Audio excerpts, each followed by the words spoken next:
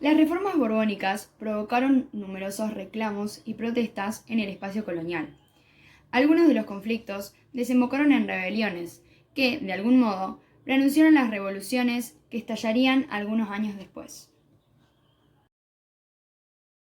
Algunas de las reformas económicas que hicieron los Borbones en América tuvieron como objetivo la recaudación de impuestos.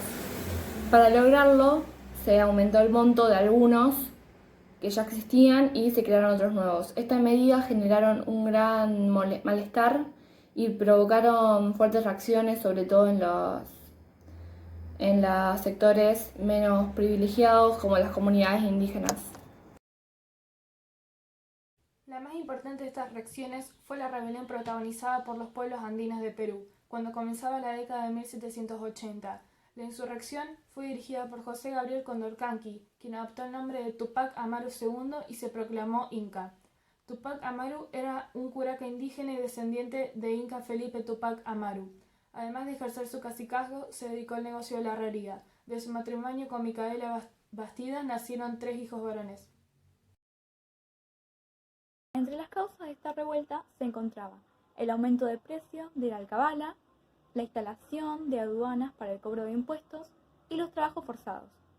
Además, se sumaba el maltrato que los indígenas recibían por parte de los corregidores, que eran la máxima autoridad de los corregimientos. También había un sistema llamado repartimiento forzoso de mercancías, por el cual los indígenas estaban obligados a comprarles bienes a estos funcionarios a un precio mayor al de los habituales. Sublimación y represión. El inicio de la rebelión fue a fines de 1780, luego que Tupac Amaru reclamara frente a las autoridades españolas y no obtuviera una respuesta positiva. El 4 de noviembre, sus hombres tomaron prisionero al corregidor de la ciudad Tinta, Antonio de Arriaga. Luego de su ejecución, Tupac Amaru proclamó libertad de esclavos, fin de los repartos indígenas y lamita y perseguir a los corregidores. Los líderes de la rebelión pertenecían a las clases acomodadas indígenas, y entre sus seguidores había indígenas, mestizos y algunos criollos. Rápidamente, la rebelión se extendió hacia otras zonas y se produjeron levantamientos en algunas ciudades. En un primer momento, los rebeldes manifestaron su lealtad hacia el rey y afirmaron que sus protestas se dirigían hacia los funcionarios coloniales. Sin embargo, el movimiento se radicalizó y terminó reivindicando la independencia y el establecimiento del imperio inca. Tupac Amaru organizó un gran ejército indígena que superaba las escasas milicias locales. En 1780, el líder indígena condujo al ejército hacia Cusco, donde allí procuró comenzar a negociar con los españoles, pero las fuerzas realistas lo enfrentaron y lo vencieron. Luego de esa batalla, los rebeldes se retiraron hacia los alrededores de Tinta, donde allí fueron derrotados definitivamente.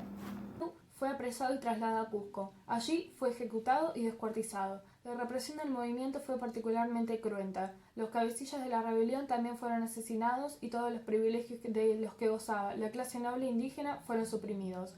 Además, para evitar nuevos levantamientos, las autoridades coloniales reforzaron el control sobre las comunidades indígenas. Poco después de la derrota de Tupac Amaru en 1781, los pueblos aymaras de Alto Perú también se sublevaron contra las autoridades coloniales, lideradas por Tupac Katari. El virreinato de Nueva Granada, a cargo del virrey Manuel Flores Maldonado, también fue escenario de un movimiento insurreccional, es decir, levantamientos contra las autoridades, debido a que en marzo de 1781 se produjo la rebelión de los comuneros, llamada así porque fue protagonizada por gente del común. El aumento de la presión fiscal fue la razón decisiva por el estallido de la rebelión. También se incrementaron el albala, los gravámenes sobre el tabaco y el aguardiente. También influyó mucho en el estanco del tabaco que les otorgaba a las autoridades españolas al control de producción y comercialización del producto. Esta medida afectó seriamente a los grandes comerciantes debido a que los privaba de los beneficios. Finalmente, el detonante del estallido social fue el establecimiento del llamado Impuesto de la Armada de Barlovento, que gravaba las ventas y afectaba especialmente al sector textil, donde trabajaban los sectores populares.